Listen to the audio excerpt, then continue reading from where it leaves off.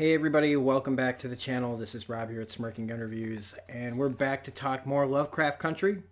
It is Season 1, Episode 6, Meet Me in Daegu. I want to thank everybody that's been watching these videos, especially since a lot of them come out a little bit later because of people getting early access to things. It's been really keeping me from wanting to do a lot of stuff lately. And to be quite honest with you guys, I've just not been myself for a while since COVID started, and things have just been getting really, really difficult. And I know that a lot of us are this way, but I'm trying to power through. And this was a really good episode to kind of ease my mind off of that, to distract me for a while. I think we need some distractions. There's not a lot of things that are good at distracting me lately, but Lovecraft Country certainly knows how to really pull the rug out from under you and surprise you. And yes, I've got an eye irritant as well. I also want to bring up a couple things that I didn't talk about last week. I had them written down too, and the first thing I messed up and didn't really mention that much was Montrose. Montrose and his kind of... I talked about the sex scene that he had, and I was comparing it like to the first sex scene between Letty and Atticus, and that really wasn't the same kind of thing. I was saying it felt like that kind of desperate feeling, like that I need to feel something moment. But what was more powerful was that quiet, like there was like no dialogue in the scene where he goes to the club. He's with the people that they're also gay, and they talk him into going to the club, and Michael Kenneth Williams. He's played gay before, on The Wire. But he's still got that hard look. He looks like he is cut out of rock. He is got such a hard stone look. So even when he was in this club, he had that look. But like his acting is so good that when you could see him let go and start to accept and feel comfortable in his own skin at this place amongst these people, you could literally see him soften. That is some amazing acting, and I didn't really about it. I don't know why I'm bringing it up here. Just a fantastic job of like that character having that kind of moment, because he's been holding so much in. A lot of this we talk about him not being Atticus's father and the pain of that, and having to be a father to someone that you're not really related to. It happens all the time. There are people going through this kind of thing right now. And there's just a really great moment for this character to have. I've been waiting for him to have a great big moment, and this was it. It just wasn't what I expected. I also want to talk about another thing that I kind of missed and didn't really touch on as much, or an added thing, was the women's roles in this, as far as like the themes of it, especially last week's episode where Ruby is able to change into a white woman, and we find out that for sure, there was already speculation that Christina becomes William and vice versa. And now whether or not there are two separate people in there, I don't know. But that's not really the point that I'm going to try to make here. The point is, Christina puts it to her that you're not just becoming a white woman. You're being given the opportunity to basically be free, do whatever you want. But there's also that caveat that that's in there, that just because you can become a white woman doesn't mean that there aren't still limits. That you're still a woman. That you will still be treated as a woman. You'll be treated as a white woman. There are benefits of that. But just being a woman isn't enough. And it's true then, and it's true now about how women are treated. And she, it's like how she becomes a man. When Christina becomes a man, suddenly the world really opens up for her. Now she's a villain. She doesn't see herself like that, and that's one of the great things about certain villains, is they can be the victims too. It's what they do, afterwards. Like, they can start as heroes and they can go down that villain road, caring about power and all that kind of thing. Christina, though, she's telling her, like, look, I'm a white woman and it may open a lot of doors, but doesn't open all of them. Especially when you come up against a man. And especially white men. And so it's when she gets to be William, that's when things really can happen for her. And that's just like a really great thing that I did not touch on.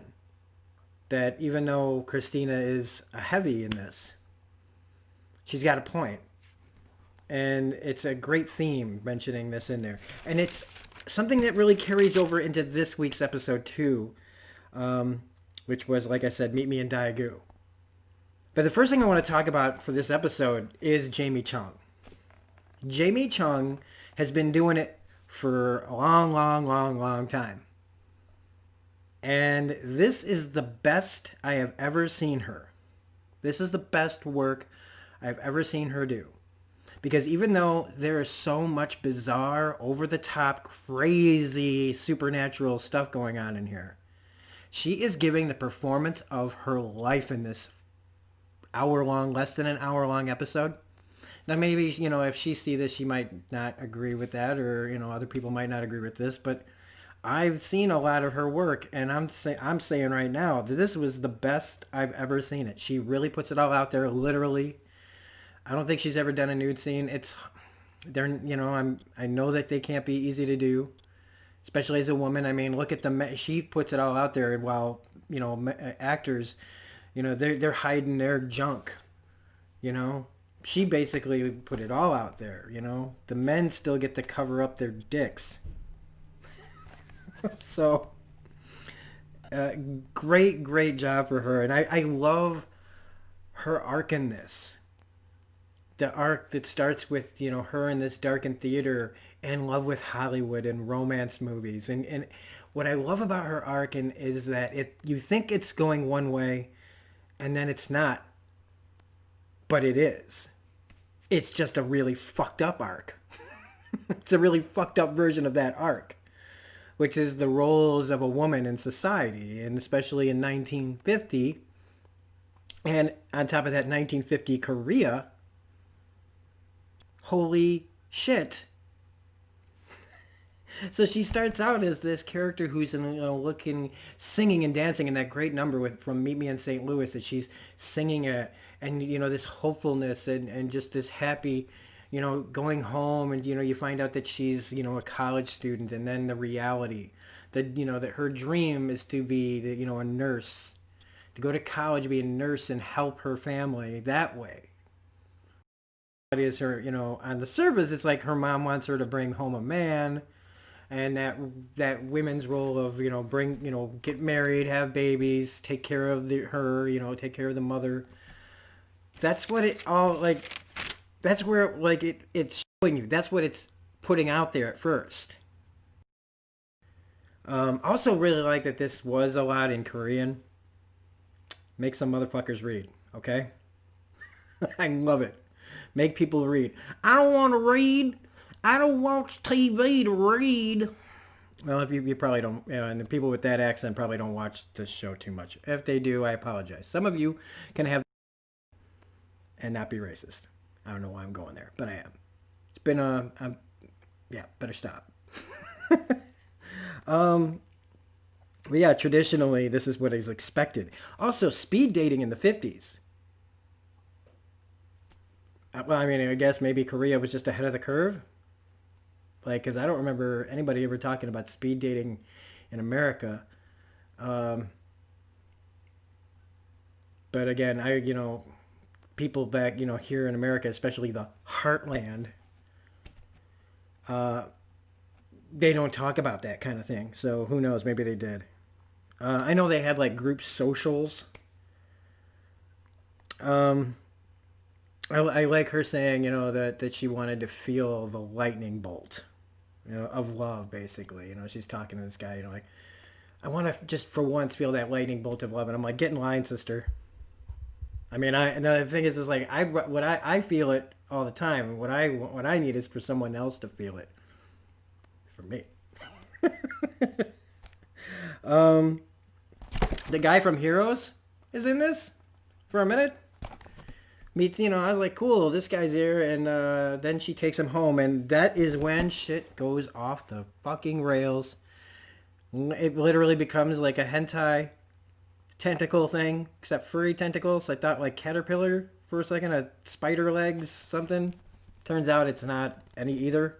It's actually really crazy and cool, kind of, but really fucked up. So she's getting it on with this guy, and all of a sudden these tentacle furry tails come out, go all through every part of his body. I mean, it really becomes, manga horror in this, and it's just insane. And she sees all of his life, and then he explodes all over her, and it was glorious. It was glorious. It was great. And then you find out that that's what's really going on. Her mother wants her to bring men home. 10 more. Why? Because, and we might as well just get to it, right? So the daughter here, Gia, was raped by her father. And her mother, basically, it sounds to me like she blamed her daughter, summoned a demon spirit, which is like a Kyoki, something like that, Kiyomi, which is a 9-tailed demon spirit, basically a spirit that you could summon to avenge the wrong of men, and that she needs to have 100 souls of men's souls before she can become human again. All basically to teach her a lesson. Her mom, okay, a lot of us have issues with our parents. This is a whole new level. Mommy freaking dearest ain't got nothing on this lady. So the whole thing about like what was expected of her really was just, this is a lesson, but it still doesn't change the fact that she's still expecting this of her, as if it's a gender role, like not a gender role, like a something expected of her to learn this lesson so that she can get her daughter back. But the daughter has this thing does not, its memories that she's showing her are memories of the man that raped her father. And the truth that she spells out to her mother, like, he chose you because of who you are, and that you'd allow this to happen to your daughter. So that's this Gia that we're talking to that's in this isn't really Gia. It's the spirit that's inside her. And they kind of make it sound like she's kind of dead. This is when the U.S. arrives. No more Hollywood movies, no more Hollywood romances. And they're taking care of these men in the hospital, and life is really horrible. You've got men being brought in screaming racial epitaphs. And well, I wanted to just come right out and say, like, these racist soldiers, I mean, people will say a lot of horrible things in distress, but the guy that said that kind of felt like it was learned. But we see the horrors of the war and what the Americans were doing there, and what some of them were doing there. I don't want to say that all American soldiers were murderers, but some of them were. And this scene where they drag all the nurses out into the middle of nowhere to find a spy in their midst, and they begin to murder the nurses, and one of them happens to be Atticus, who murders her best friend right in front of her. So, yeah, I mean, we get to see this part of him. And it really kind of has you change the way you look at him a little bit. Especially when she finds him in the hospital, and he immediately starts to flirt with her and be attracted to her. And it felt really gross to me. Because you have to, you saw this man who looked very cold killing a woman, suddenly, especially another nurse, like he knew that he was killing nurses. Now he's in a hospital amongst other nurses and he's hitting on her. It felt really kind of creepy um, that he was doing that. And you knowing that she's plotting his death um, to be like the 100th soul. But then they have it so that at first it looks like she's kind of like, keep your enemies close, you know, and going out with him. And I feel like she has every intention of killing him until she comes to the base on a date where it becomes movie night. Uncle George sent summer stock and she sees a different side of him. She finds out he's a virgin, and he admits to her that of the things that he's done, the terrible things that he's done, and that he doesn't want to be, um, you know, uh, a monster. There's also a part in here with the, like how minorities were treated. Like she thinks that in America everybody's, great, everything's great. Like, hey, do you know Judy Garland? Which was funny. And he's like, well, the only way we're gonna meet Judy Garland is if I'm the butler and he's the chauffeur, and that America colored people are treated differently. And she's like, well, why don't you stay? And the one guy says, over there or over here, I'm a foreigner no matter where I go. And why do you fight for a country that doesn't love you? Very relevant then, very relevant fucking now. So they almost have sex, but she tells him to get out, which embarrasses him, which makes him feel bad. But she goes to him. She confronts him, talking about, that we don't have to be what we've done. We can be something better. We don't have to just be monsters, even though technically she is. You can be more than the things you've done. They can be that for each other. And it's just all really powerful and really right and really emotional. Both of the actors here are great. Everybody in this is great. The mother's great in this. And so, she tells her mother she's gonna keep seeing him. She's gonna control her tales, and she tries to tell him about the tales. But this is when he just does this. This is when he decides to tell her that he can go home. She won't go with him because of what she is. Probably, mostly, probably a little bit about her mother. He's saying he could stay, but she doesn't want him to stay because she knows what the war, is, how he feels about the war. He could die, And so then they have this, farewell sex, and then the tails come out. I did really like the picture of the spirit, kind of like a fox with many tails. And she sees, like, not just what he has done, but what he will do and what will become of him. And she tells him, she sees his death. That don't go home, you're going to die. And he runs off screaming because, he just had a bunch of tails going through his body and stuck to his eyeballs, sucking out his soul, getting ready to explode him. So it's decent to say you should probably run. It. But then you have that speech at the very end of Judy Garland. I think it's Judy Garland talking about what men, what people have said about her, and while she had many issues. It's just like, listen to that speech again. It is fantastic, heartbreaking, really hard. And they do this a lot in the show. Put in these clips, these poems, these speeches of people in distress over racism and gender. And this one was really good. And I'm gonna have to look this up after I'm done with all this. But at this point, it's the cost of getting rid of this spirit after not having 99 souls, only having 99 and not 100. And she's like, is he going to die? Well, here's the thing. I mean, but people die on the show already, and they've been able to come back. Honestly, telling us, yes, he's going to die doesn't really mean much.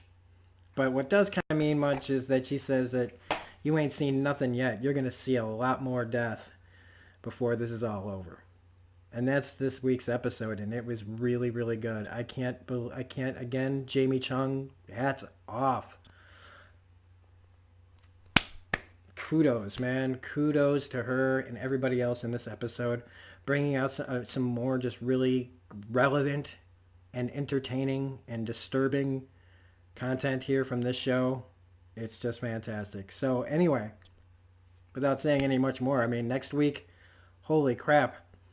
What's going on next week? I saw the trailer. I don't even know what to say, except George's wife is going to go through some crazy shit. Like we do every week here at Lovecraft Country. So if you like this review, please hit the like button, comment, share, subscribe, hit the bell for all notifications. Again, thanks for watching, everybody. I really appreciate it. Have a good day, and we will see you next week. Hopefully, I won't be having close to a nervous breakdown. Bye.